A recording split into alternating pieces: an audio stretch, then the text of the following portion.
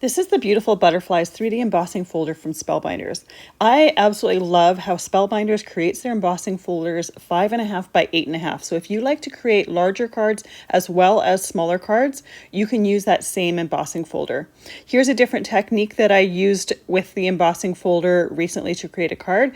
I taped my paper in there and I inked that folder to press that onto the paper while I was pressing the image in as well.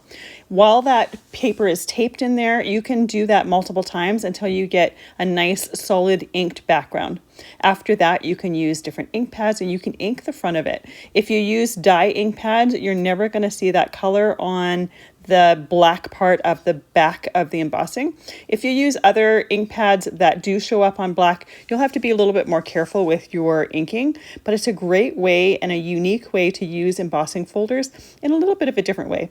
Not the only way, there's many different ways to use them, but I love the look of the black background with the dimensional embossed surface of this embossing folder. This is a perfect embossing folder. It has so much detail to it and great for cards.